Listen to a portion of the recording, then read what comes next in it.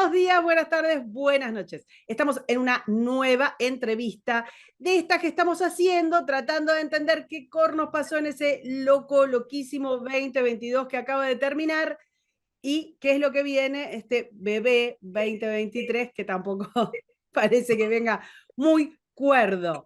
Estamos esta vez con Martín Litvak. Gracias, Martín, por acompañarnos. No, al contrario, gracias a vos por tu tiempo, por la invitación, siempre un placer.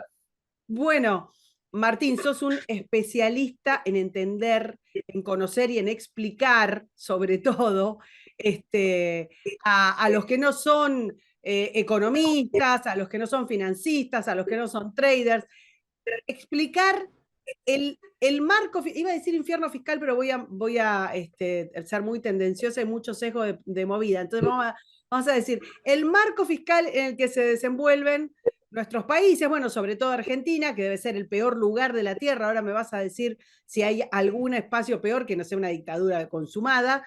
Eh, pero de alguna manera esta deriva de la ultrafiscalidad, de la suprafiscalidad, del enorme control sobre los activos, sobre el dinero de la gente, como que ya no es solamente de Argentina, ¿no?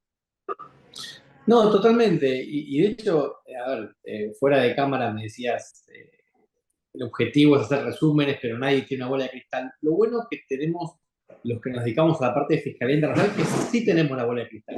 Es decir, este año va a haber muchos más impuestos que el año pasado. Ninguna Gracias. duda. Terminemos acá la entrevista.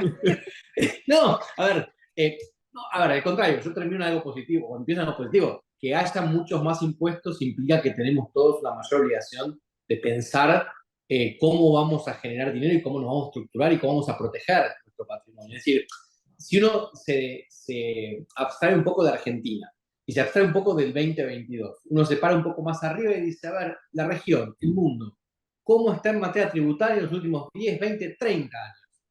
Y entonces uno puede empezar a marcar tendencias. Y estamos claramente peor, porque hay más impuestos, hay más acoso de las autoridades fiscales al contribuyente, al pagador de impuestos, hay mucho más gasto social en todo el mundo, por la excusa que sea, pandemias, Sí, socialdemocracia, lo que vos quieras. cambio Digamos, climático, hambre, sol, hay más tierra. gasto público, más déficit, la gente tarda más en morirse, lo cual es una maravilla desde el punto de vista de la familia, pero es una cagada totalmente de punta fiscal. Entonces, el mundo va hacia un infierno tributario cada vez más fuerte. De hecho, nosotros, en una fundación que yo armé hace un par de años, el año pasado emitimos el primer índice de infiernos tributarios, que salió publicado en noviembre del año pasado, para el año 2020. Ya tenemos el del 2021, no lo publicamos todavía, pero te puedo decir en exclusiva que Dale. la primera conclusión es que el mundo es más un infierno tributario en 2021 que en 2020. Hay más países en el mundo que Y nada califican como indica infiernos que el tributarios. 2022 no te vaya a dar un No, no, nivel. no, eso lo vamos a tener más para fin de año y lo que uno piensa es que en efecto, porque ¿qué es un infierno tributario? No es solamente un país con altos impuestos, porque Dinamarca tiene altos impuestos y Alemania tiene altos impuestos y los alemanes y los daneses se quejan bastante poco de los impuestos. ¿Por qué? Porque los países tienen algo clave y no es el servicio que les da el Estado como la gente piensa. No es eso lo que tienen clave. Lo que tiene clave es que son países con seguridad jurídica. Un infierno tributario es un país que al mismo tiempo tiene impuestos altos y baja o nula seguridad jurídica. Yo no mido la... A ver, a mí no me importa qué es lo que el Estado me devuelve, entre comillas, servicios, porque muchas veces no los pueden usar porque son deficientes. Lo que un Estado debe dar es seguridad física, o sea, la integridad física de la gente y seguridad jurídica. Si el Estado me deja a mí generar riqueza, que se lleve un impuesto más alto a mí no me preocupa. Y no lo digo yo, Martin Litvak. Las encuestas dicen eso, la gente no odia tanto al IRS o a la autoridad fiscal de Francia o de Dinamarca o de Suecia como odia a AFIP en Argentina, que está en las manos de un militante, que filtra información. Vos preguntabas antes, en tu primera pregunta, si Argentina es el peor país de todos en materia tributaria, y en realidad hay muchos parámetros en donde sí Argentina es el peor país del mundo, por ejemplo, en cantidad de impuestos y en superposición de impuestos. No estamos hablando de doble, sino de triple o cuádruple tributación. Cuando Es decís un país eso, donde... para aclararlo a quienes no, no están tan acostumbrados a hablar de este tema, porque realmente que no es un tema que esté dentro del marco de la educación común de la gente. No, no, no, Estamos no, no, hablando no. de que los argentinos pagamos por la misma cosa 2 y hasta 3 veces. Sin ninguna duda. Recordemos que Argentina es uno de los pocos países que tiene impuestos sobre patrimonio, es decir, que vos, después de que pagaste impuestos porque trabajaste y pagaste impuestos por eventualmente una inversión que te haya ido bien, y pagaste impuestos cuando compraste algo, hiciste un gasto que es el IVA, te sobró algo, también pagás. Y encima hay provincias como Buenos Aires que si te moriste también pagaste. O sea, es una cosa bastante ridícula. El impuesto al patrimonio, lo hemos discutido varias veces, es uno de los peores impuestos porque afecta no solamente al que paga, sino a la sociedad como conjunto, porque le impide crecer, a tal punto que hoy en las Américas, 35 países, solo 4 lo tienen, y no son los 4 mejores, ni mucho menos. Entonces, Argentina, ahora, desde el punto de vista de los estudiosos del tema, yo siempre digo, para mí es como Disneylandia, como Disney World. Todo lo que estudiás está en Argentina.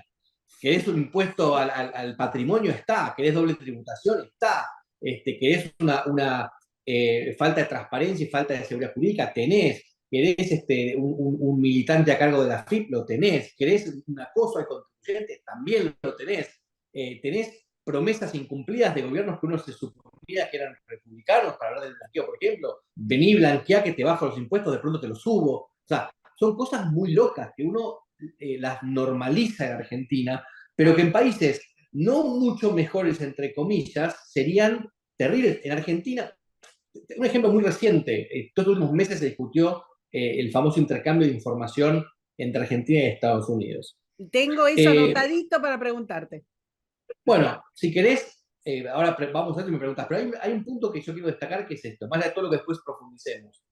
Hay solo 2 países en el mundo, 2 países de los 114 que firmaron con Estados Unidos, no, Estados Unidos, clara, indudable, abierta y expresamente dice: voy a considerar la jurisdicción como que tiene FATCA, como que tiene un IGA conmigo a partir del año, en este caso, 2023. El otro ejemplo es Vietnam. Todo el resto de los países los trata como si hubieran tenido el acuerdo cuando se hizo, digamos, cuando empezó la vigencia FATCA, que es en el 2014. ¿Por qué? Porque nadie confía en Argentina.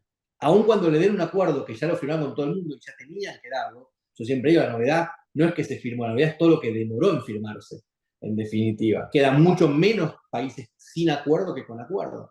Pero lo firmaron dándole lo mínimo indispensable, y habrá que ver si se cumple, y habrá que ver si llega información, y habrá que ver un montón de cosas más, porque nadie confía en el gobierno argentino. Claro, no, es que no sabes, realmente no sabes qué puede pasar. A ver, nosotros hemos tenido filtraciones de todos los agentes dispersos por el mundo. Salió, agarró y se publicó. Imagínate Mira, que cualquiera. tenés filtración de eso, tuviste filtración del RENAR con la venta de armas, También, tuviste filtración de la lista Falciani de HSBC, tuviste filtraciones durante la investigación del caso Nisman, eh, tuviste filtraciones del blanqueo, de quienes blanquearon, salió en el medio que tenía, perfectamente. sí, tenía Tuvimos información Bobrisky. sobre quiénes habían comprado dólares. Ahí nos enteramos que Néstor, un ratito antes de que estallara todo, se compró un par de palos. Este, Exacto, exacto. Con lo cual, Argentina no cumple con la primera obligación que tiene de quien...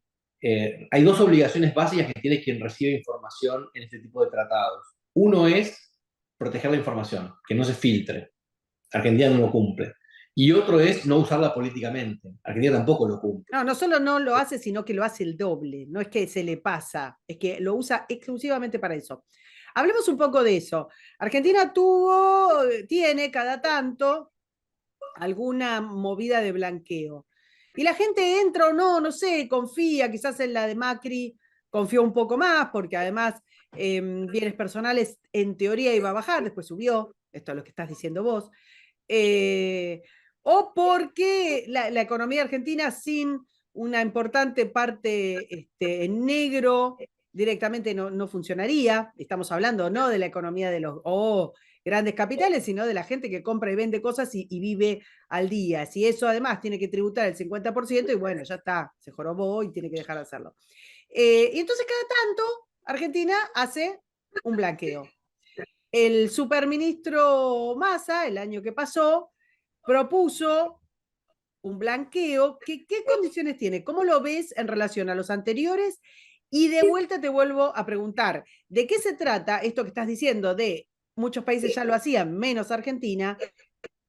Si la gente, digamos, si Estados Unidos de ahora en más va a contar las empresas que tiene en Delaware y entonces, no sé, tiene que salir todo el mundo a meter la plata en Alaska, no sé dónde va a meter.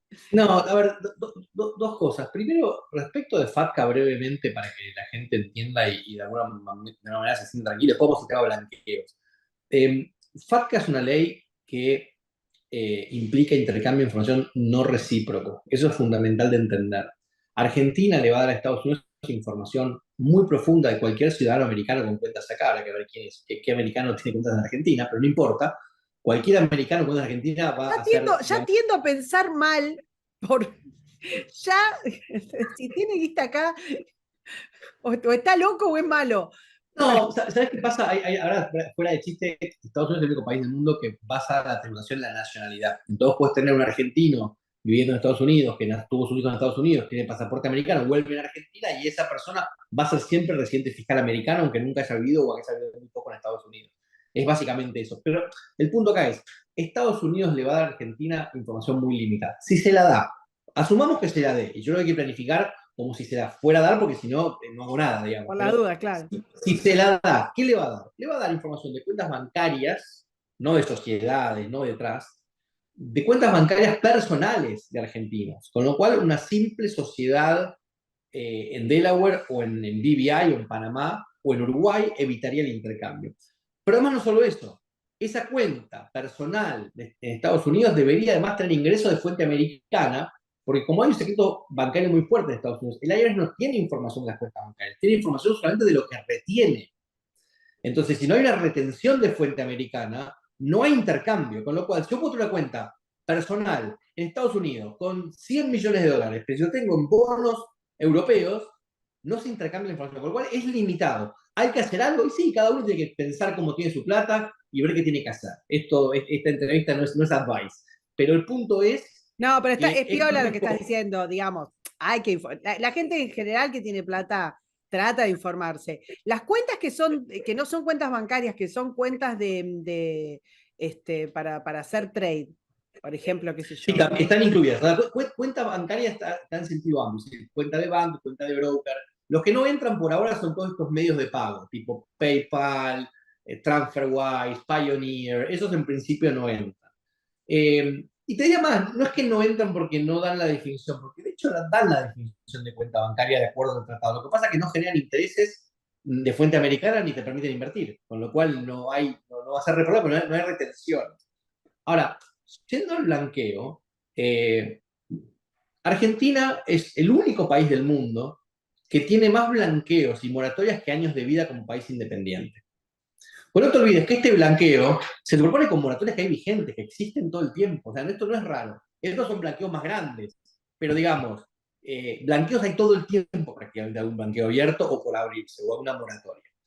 El blanqueo de Macri fue muy raro y fue muy oportunista por varias razones. Primero, porque, como decís vos, había un cambio político que la gente interpretó con optimismo. Igual te digo, yo tengo una entrevista filmada de ese momento donde decía, chicos, no sé, digamos, el próximo AFIP va a ser peronista, porque no van a ganar 2 veces seguidas los no peronistas en Argentina. O sea, y la AFIP es nacional, no es partidaria, con lo cual por ahora es partidaria. Pero el punto es, no podés confiar en la AFIP porque Macri te parece serio. Igual, claro, hay dos temas que me parecen fundamentales.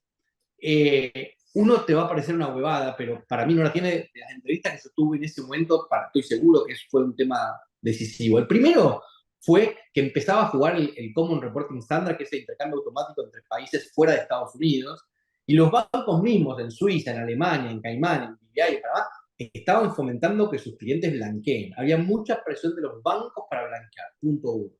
Punto dos, obviamente, este tema político. Y punto tres, la relación con el dinero de los millennials es muy diferente a las generaciones anteriores, la nuestra y las anteriores.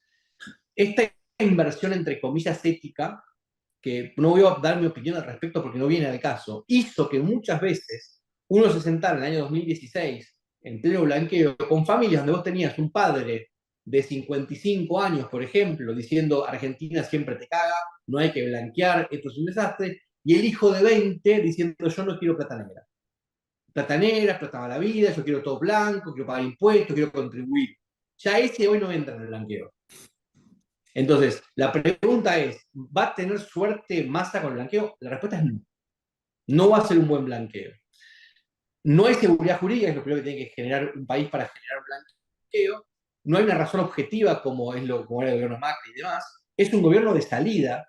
Yo te diría que si por alguna razón el peronismo ganara las próximas elecciones y Massa fuera presidente, tiene muchas más chances de un Massa presidente con 4 años por delante hacer un blanqueo que un Massa ministro de Economía de un gobierno acabado como es el de Fernández. Entonces, para mí no hay... La única forma de que metan gente en el blanqueo son criminales, que pasó mucho con el blanqueo de Néstor en su momento. O sea, criminales van a entrar porque les conviene. Cada tanto, o sea, tipo, evaden, pero no es que evaden, hacen delitos, digamos, cometen delitos más allá de la evasión, y cada 2 o 3 años vienen y blanquean. Esa gente va a entrar seguro.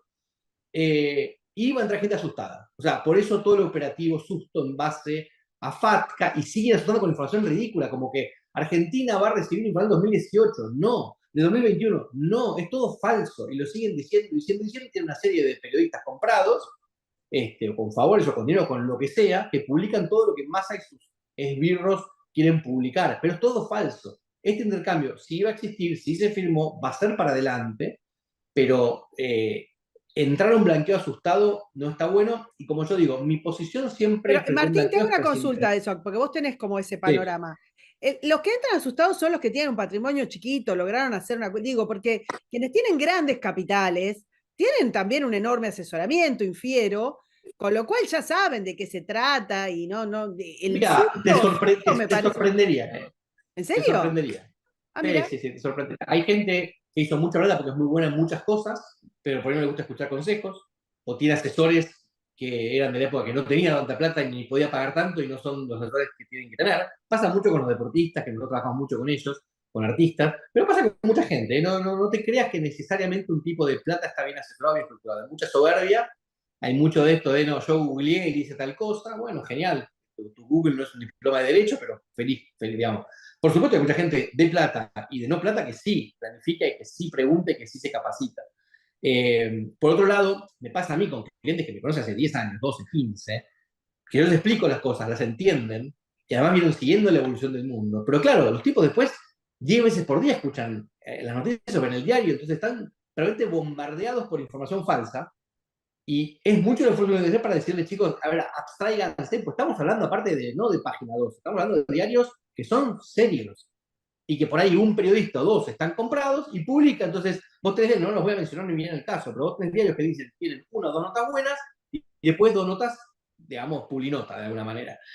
Y el cliente está nervioso, en definitiva. Entonces el cliente puede llegar a blanquear. Ahora, de vuelta, mi posición en un blanqueo siempre es prescindente. Yo lo que digo es, blanquear o no blanquear es una decisión personal. Es como, te gusta esta mina, te gusta este tipo, te gusta la papa frita, es personal, es subjetiva. Lo que para mí es importante es que cada persona entienda que su patrimonio está sujeto a riesgos. Los impuestos son uno, pero hay muchos otros. Peleas familiares, falta de transparencia, devaluaciones. Hay un montón de riesgos que atacan los patrimonios. Lo importante es que vos te estructures. Sea con dinero declarado, con dinero declarado. Es problema del cliente eso. Pero lo que siempre tenés que saber es dónde estás parado y cómo te estructurás para reducir el impacto de esos riesgos sobre tu patrimonio. En ese sentido, te quería consultar. Salgamos de Argentina. El mundo entero está loco, ¿no? Digo... Bueno, a ver, por eso te dije al principio, si yo me salgo de Argentina, todo el mundo está haciendo esa mayor tributación, mayor fiscalidad, mayor control, porque hay más gastos en todo el mundo, hay más déficit en todo el mundo, hay más inflación en todo el mundo. Entonces, lo que yo anticipo por los próximos años son años de muchos impuestos altos. No estamos en un periodo de calentamiento fiscal, no calentamiento global. Tenemos impuestos mucho más altos que el promedio, salvo en algún momento te voy a robar ese título, el calentamiento fiscal.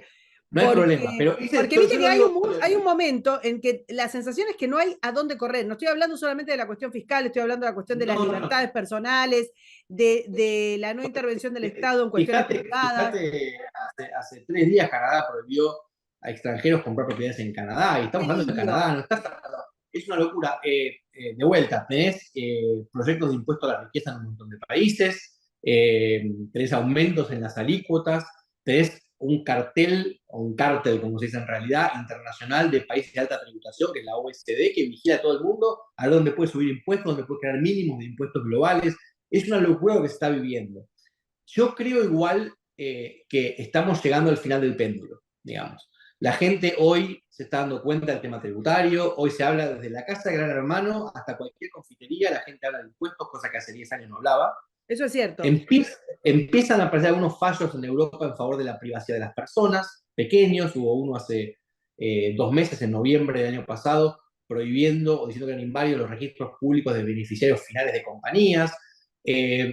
La ONU, que no confío mucho más que la OCDE, pero es un poquitito mejor, empezó a decir que los sistemas impositivos en realidad deberían ser parte de sus funciones y no de la OCDE. Hay pequeñas cositas que están pasando y creo que uno tiene que ser activo. Nosotros mandamos de la Fundación una carta al Tesoro por el tema de FATCA, estamos mandando una segunda, mandamos una por CRS, estamos mandando una a las Islas Vírgenes Británicas por el registro de beneficiarios finales. Creo que si nosotros no empezamos a cuidar nuestra privacidad, te cuento algo, dame un segundo, voy a desaparecer un segundo de cámara porque tengo que enchufar el iPad. Dame un segundo, esto no es muy prolijo, pero... No pasa nada, no pasa nada. Tengo miedo que se me descargue. No, a ver, te cuento una anécdota o una historia, si querés, que es interesante y la gente muchas veces no lo sabe. El impuesto a la renta moderna, otras ganancias que todos conocemos y que lo damos como algo que sí o sí tiene que existir y discutimos alícuotas, es un impuesto relativamente nuevo. Hasta el año 1841, ningún país del mundo lo tenía. En el año 1841 lo aprueba el Reino Unido y empieza a regir para el 1842. De hecho, de ahí es que el nombre de mi fundación es 1841 Foundation. Ese impuesto, cuando entra a regir en el Reino Unido, viene a reemplazar uno de los impuestos que más recaudaba, que era un impuesto de alguna manera al patrimonio, que era el impuesto a las ventanas. Era un impuesto a las propiedades y se calculaba de acuerdo a la cantidad de ventanas que tenía. A partir de las 10 ventanas se cobraba un impuesto, o sea, el mínimo no imponible eran 10 ventanas, y iba subiendo. Cuando el Reino Unido propone este impuesto, los habitantes del Reino Unido se oponen al impuesto a las ganancias. Se oponen ferozmente, se manifiestan, mucho cabildeo. ¿Y por qué se oponen? Uno tendría que decir, bueno, porque no querían pagar impuestos. No, ellos ya pagaban impuestos, vuelvo a decir, pagaban impuestos y no era un lugar barato para pagar impuestos en Inglaterra. Había impuestos a los jabones, impuestos a las pelucas, impuestos a la barba, impuestos a las ventanas, impuestos a la malta. Había muchos impuestos, no es que no había impuestos. ¿Qué es lo que le parecía mal al inglés del siglo XIX? Le parecía mal que el gobierno sepa lo que ganaban. Les parecía innecesario, abusivo y demás que el gobierno sepa. Y es una discusión que tenemos que darnos. ¿Por qué derecho tiene el gobierno a saber cuánto gano yo? ¿Por qué tiene que pagar? No estoy en contra de pagar, yo no soy anarquista. Me parece que un impuesto en un país mínimo necesita ciertos recursos para justamente asegurar lo importante: integridad física e integridad jurídica. Y eso sale plata. Hay que pagar algún impuesto. Pero ¿por qué el gobierno tiene tanta información? Ahí viste que siempre tenés la excusa, los gobiernos siempre encuentran la manera, el rey siempre encuentra la manera de justificarse. Entonces, está toda la enorme excusa de la lucha contra el crimen transnacional, el narco y Saranaza. Entonces, siempre te va a decir, bueno, en realidad el gobierno quiere saber por si tenés, no sé, negocios incompatibles con la legalidad. Bueno, es muy interesante lo que decís por dos razones. Primero, porque el gobierno puede investigar y, digamos, nadie está diciendo Están partiendo de la base de que sos un delincuente, o sea, no están probando el delito. Exactamente. Ojo, ¿y eso a quién beneficia? A los delincuentes. Porque en el volumen de información, de los delincuentes pasa desaparecido. Pero además es un tema muy interesante que vos dijiste. Martín, desde que empezaron con ese verso, creció el narco, creció el terrorismo, creció el crimen organizado. Te cuento otra historia. Cuando la OECD hace el primer listado de paraísos fiscales, hace un listado que se llama un listado negro, digamos, no se sabía cuáles eran las sanciones, pero al menos los íbamos a estigmatizar primero, después vemos qué sanciones hay. Ellos hacen el título de ese listado era Países con prácticas impositivas dañinas. Y ahí pusieron 41 jurisdicciones. Esto fue en el año 1998. Desde 1998 al 2001, es decir, ni en el 98, o sea, contando el 98, el 99, el 2000 y el 2001, en 4 años, solo 6 de esas 41 jurisdicciones se comunicaron con la OSD para preguntar qué significaba eso. En septiembre del 2020, del 2001, como bien recordarás, se produce el atentado a Torres Gemelas. Y ahí la OSD se da cuenta que el discurso de este país tiene prácticas impositivas que me dañan a un miembro mío, o sea, la práctica impositiva de Caimán daña a Alemania, al taxista no le importa, al votante no le importa.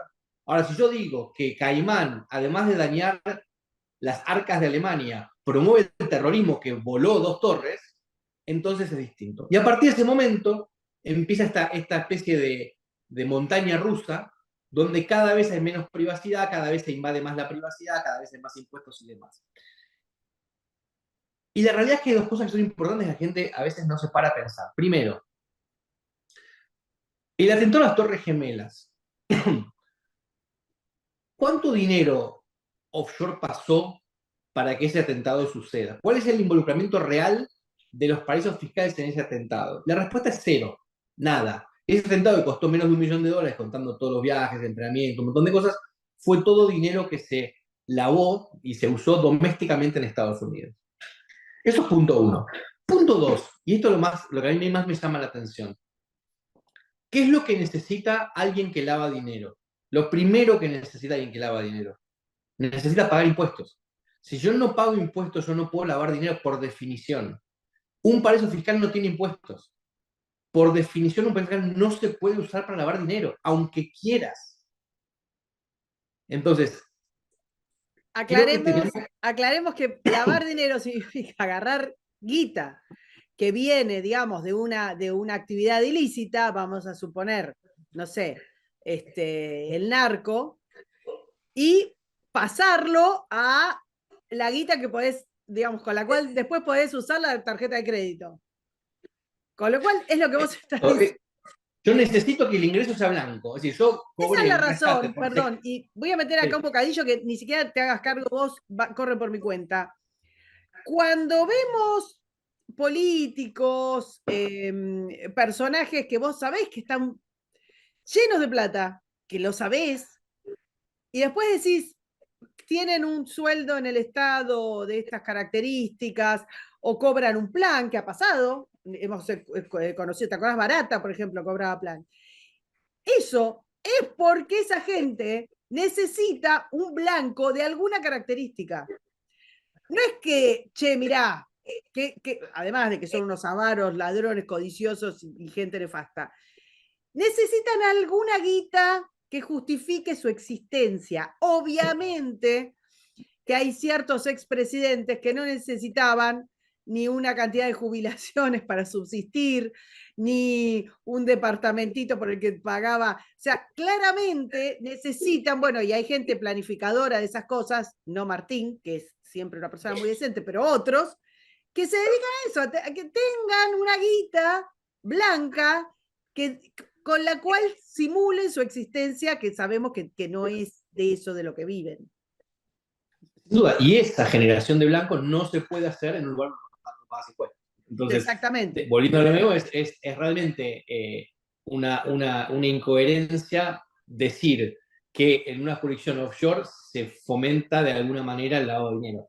Pero bueno, hay un montón, el tema tributario está lleno de lugares comunes que la gente repite sin pensar demasiado. Y nuestro rol, más allá del rol profesional en el estudio, mi rol en la sociedad, si querés, o mi propósito, es tratar de explicar a la gente de qué la va la cosa, es decir, digamos, entender que el derecho a la privacidad no puede ser ante un mero interés. Vos fíjate que una de las primeras cosas que te enseñan en la Facultad de Derecho es que nosotros vivimos rodeados de peleas entre derechos. En mi derecho a divertirme con música alta y tu derecho a gozar de tranquilidad. Esos derechos colisionan y bueno, existe la famosa acción por ruido molesto cuando supera determinado nivel. Es un claro ejemplo de que mi derecho hasta cierto punto de divertirme es válido, pasado cierto nivel no está bien. Y eso la vida colisiona, digamos, todo el tiempo tenés desde legítima defensa hasta un montón de cosas que son derechos de personas colisionando. Ahora, cuando dos derechos colisionan, yo me voy a fijar cuál es el de mayor raigambre constitucional, es decir, el más jerárquico, es decir, un derecho constitucional mío no puede ser ante una resolución en favor tuyo, digamos, en definitiva. Ahora, que un derecho, como es el derecho a la privacidad, ceda ante un mero interés del Estado, un interés recaudador del Estado, es nunca visto. Y si lo llevas a otros ámbitos, no pasa. Bueno, ojo, El, y eso también es, hace un rato largo salimos de Argentina, eso en Europa es una catástrofe, España sin ir más lejos. Te llevo eso que estás diciendo respecto de lo que pasó 2022 con las famosas cuentas privadas rusas. Es un tema súper interesante eso. Yo cuando explico un poco, cuando doy charlas sobre tendencias macro, digamos, que no son tendencias del año pasado o de hace dos, sino 10, 20 o 30 años, si tratamos de proyectar a futuro, porque cuando vos te contratas una familia con varias generaciones para planificar esa familia, vos tenés que pensar a largo plazo. Nadie está pidiendo una solución de que mi cuenta va a reportar en FATCA, ¿cómo evito para el mes que viene? Es un trabajo mucho más profundo. Entonces vos tenés que ver tendencias. Y acá hay, digamos, en el ámbito de la planificación hay cuatro tendencias muy marcadas. Hay dos muy viejas, ya de más de 30 años, que mencionamos antes, que es la pérdida de la privacidad y una mayor cartelización fiscal. Hablamos durante toda la charla sobre este tema. Y hay dos más nuevas que surgieron de alguna manera en la pandemia o que se intensificaron en la pandemia. Uno es la demonización de la riqueza, este tema de tax the rich, que los ricos se hagan cargo de la deuda externa, que los ricos se hagan cargo de la pandemia, que los ricos, que los ricos, que los ricos. Yo estoy trabajando en mi Oh, cuarto libro que sí, tiende a ahora me contás del desmitificar libro, esto. pero hubo una famosa e increíble diputada Exacto. demócrata que fue a uno de los eventos donde se juntan más ricos, creo que en el año, con un vestido que decía Tax the Rich. Sí, Sí, la locura de la paradoja. eso fue la gala del Met del 2001, 2021. De hecho, nosotros producimos una remera que en vez de Tax the Rich decía Be the Rich con la misma letra. ¡La eh, quiero! para, bueno, después te hago llegar algo Dale, para combatir eso.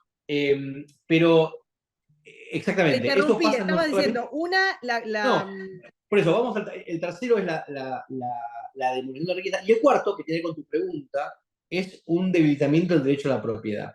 Yo a veces cuando googleo imágenes para dar las charlas, hay una imagen muy divertida que la uso bastante, que es un cajero automático, que vos pones la tarjeta y te dice, mira, hiciste un comentario negativo nuestro en las redes, por 15 días no puedes sacar plata.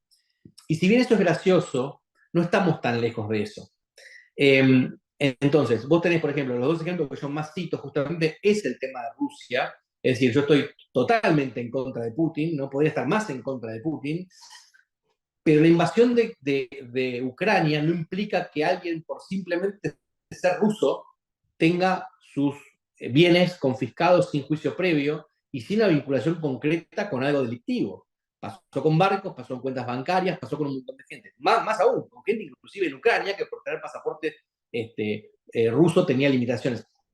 Y llegamos al ridículo de no permitir que un jugador ruso juegue un torneo de tenis. O sea, estamos en un mundo muy no, no, complejo en ese sentido. saquemos lo político de lado, que fue un delirio absoluto, pero vos imaginate, porque cuando uno ve, cuando te entran con el tema básico, sentimental, en caliente, mucha gente entró, bueno, entonces los jerarcas rusos, Aranasa, vos imaginate lo que habilitás.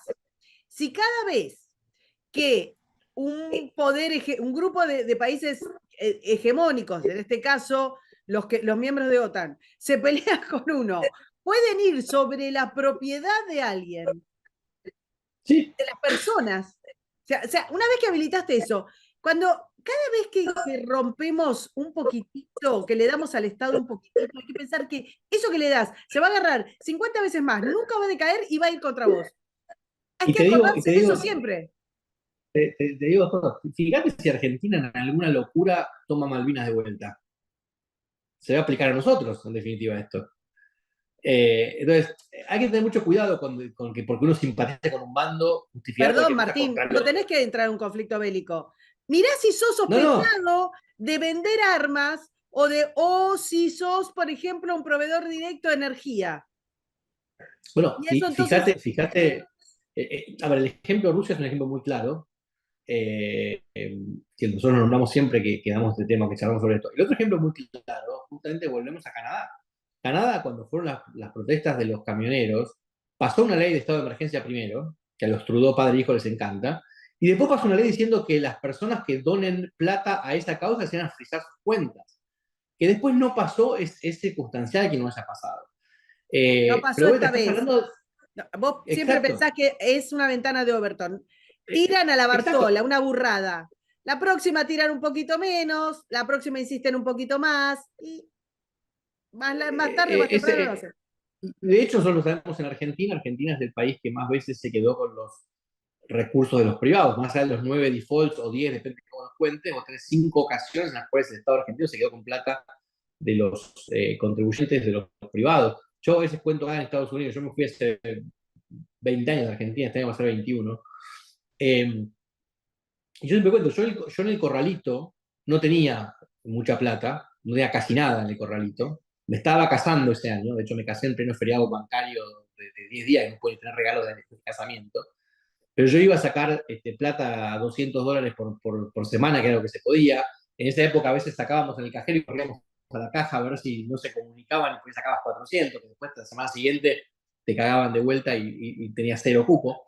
Pero vos sabés que a mí, sin haber perdido plata importante, digamos, sin haber perdido plata, de hecho más aún, te digo más, yo hasta me beneficié, entre comillas, porque lo que tenía de corralito lo usé para pagar mi casamiento y me cobraron el dólar a 1.40 cuando ya estaba a 3. O sea, yo hasta me beneficié sí que en el corralito. Ahora, 21 años más tarde, yo voy al banco en Estados Unidos, donde nunca pasó eso, y yo entre que pongo mi tarjeta de débito y saco mi plata hay un microsegundo donde temo que no me la van a dar. Fíjate el daño que produce sobre las personas, digamos. Y el acostumbramiento, porque vos lo acabas de decir para los chicos que quizás nos escuchen, te dejaban sacar $200 por semana. Hoy, gracias si el padre Estado tiene la voluntad y le parece que vos tenés el derecho de alguna manera de comprar $200 al mes. Sí. Aunque sea ahí te respetaba la moneda que tenías. Entonces, en ese momento estalló todo por el aire. Ahora nos parece como, bueno, qué sé yo. ¿Entendés? O sea, vos fijate Sí, cómo te achatan el cerebro. ¿De cuánto estamos hablando? De un par de décadas. sí, 100%. Escúchame, volvamos a esto de que de lo que produjo la guerra y de las concesiones que se tomaron los estados con la excusa de la guerra, que no tienen nada que ver, y no estamos hablando en este momento de la guerra, sino de todo lo que vino después. Ese retroceso que hubo, más sabemos que entre las acciones alrededor de la pandemia, las acciones políticas alrededor de la pandemia, más las acciones políticas y financieras y económicas alrededor de la guerra, los estados crecieron enormemente. ¿Queda algún estado sano, normal, o más o no tan pésimo? ¿Algún lugar? No, hay. Vos tenés, a ver, yo siempre digo, vos tenés, si te fijas, hay como en mi concepción de que lo que yo más miro es el tema impositivo y el tema de seguridad jurídica. Yo clasifico los países en cuatro, digamos. Tengo por un lado estados fallidos, que son estados que ni tienen impuestos ni tienen seguridad jurídica, que son los clásicos estados africanos, donde vos realmente no te da nada al Estado, digamos, es la ley de la selva, pero tampoco te cobran impuestos altos. Después tenés los que estuvieron hablando, los infiernos tributarios, como Argentina, como Venezuela, como Bielorrusia, donde tenés un Estado fallido hasta cierto punto, pero además tenés impuestos altos. Y después tenés dos grupos más. Tenés los países que son países de alta tributación, pero que tienen seguridad jurídica. Mencionamos antes Dinamarca, Irlanda, Alemania, Suecia. Y después tenés mis preferidos, digamos, que son países que tienen impuestos bajos y alta seguridad, que son los paraísos fiscales. O sea, vos vas a vivir a Caimán, o a las Islas Vírgenes Británicas, o a Mónaco, o hasta algún punto en Suiza, o a Bahamas, y son países que realmente tienen estados chicos, eficientes, y seguridad jurídica de primer mundo.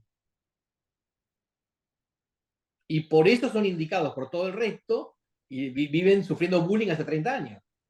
Sí, se cambió un poco eso, ¿no? Me parece que se cambió un poco. No sé, quizás es la percepción. Por suerte, a ver, yo creo que hemos triunfado en esto de tratar de imponer el concepto de que existen paraísos fiscales porque existen infiernos tributarios. hoy la gente te habla de infiernos tributarios. Vos vas en buquebús y la gente dice, che, pero el infierno. O sea, la gente hoy entiende que el problema no es el paraíso fiscal, es el infierno tributario. Pero costó 3 décadas.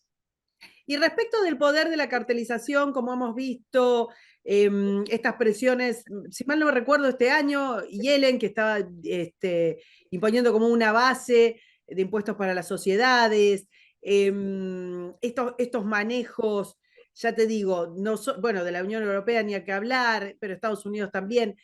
Respecto de eso, ¿le ves futuro? ¿Les ves que vaya a seguir creciendo o que de alguna manera van a tope? Hay un tema clave ahí que es el rol de Estados Unidos. Estados Unidos siempre estuvo en contra de eso.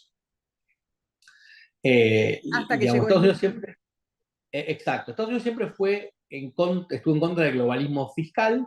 Obviamente el caso extremo fue Trump, donde hizo una reforma tributaria que bajó los impuestos, se puso a competir con el mundo y generó una ola de impuestos bajos en todo el mundo. O sea, Hungría bajó impuestos, Alemania bajó impuestos, un montón de países bajaron impuestos por la reforma de Trump. Esa es la famosa competencia fiscal que nosotros promovemos siempre, es decir, en contra de la carga fiscal, lo bueno que es la competencia fiscal, como en todos los órdenes de la vida, en los deportes, en la economía, en todos lados, la competencia es buena, en la parte fiscal también. Ahora, gobiernos como el de Biden, ya desde la campaña decía que iba a estar más de acuerdo con la política de la OECD y de la Unión Europea, y efectivamente, con Yellen a cargo, hacen este acuerdo con el impuesto mínimo global a las corporaciones del 15%, que tiene dos problemas. Primero, el hecho de por sí de que haya caracterización que no es bueno. ¿No? ¿Por qué países que son eficientes y pueden cobrar 10, 12 o 9 de impuestos a las corporaciones o no tenerlo, tienen que empezar a cobrarlo, digamos? En Europa hay 2 o 3 ejemplos de países que cobran menos del 15% y no quieren subir. Ese es el primer punto. El segundo punto es que hay dos grandes mitos en materia tributaria. El primero lo hablamos al principio de la charla, que es el impuesto al patrimonio, que no lo pagan los ricos, sino los pobres. O sea, el rico lo va a trasladar a precios y el único que va a pagar el impuesto a la riqueza es el que es pobre. Por eso el impuesto a la riqueza, nosotros siempre hablamos de impuesto a la pobreza futura, no impuesto a la riqueza. El segundo gran mito, impuesto a las ganancias corporativas, no existe. O vos pensás que porque le cobren a Microsoft impuestos los va a pagar Bill Gates. Lo vas a pagar vos con el Office. Entonces, las empresas son pasamanos. Lo único que estamos ganando con esto es que el impuesto que ya a las ganancias vos pagás del 35% se aumente por un 15% más, que lo llaman de otra manera, pero lo pagamos también. De alguna manera, tenemos el panorama que explicaste, el índice del que hablas. Después ponemos un link en la caja como para que los vean. No sabemos del 2022, pero Dale. seguro fue peor que el 2021. ¿Algún lineamiento positivo tenemos para el 2023 o todo para abajo? No, yo creo que, como dije en algún momento, que por ahí de allá que pasó desapercibido, pero creo que estamos llegando. A ver, te diría lo siguiente: lo bueno es que estamos tan mal que estamos llegando al punto donde el péndulo tiene que empezar a volver. Entonces, ese es un poco el mensaje de esperanza. Creo que podemos empezar y hay que seguir actuando para que las cosas, primero el péndulo pare y después empiece a poquito a volver. Perfecto, ya te saqué una hora hablando de impuestos súper entretenidos y la verdad que podríamos seguir más, ¿eh? Este año, iba a decir el año que viene, pero no, ya es este año, vamos a seguir charlando. Martín, 1.000.000 de gracias por todo. No, gracias a vos y hablamos cuando quieras. Dale, chao, chao. Chao. Suscríbete, me gustealo, compartilo y nos vemos en la próxima. Muchas gracias.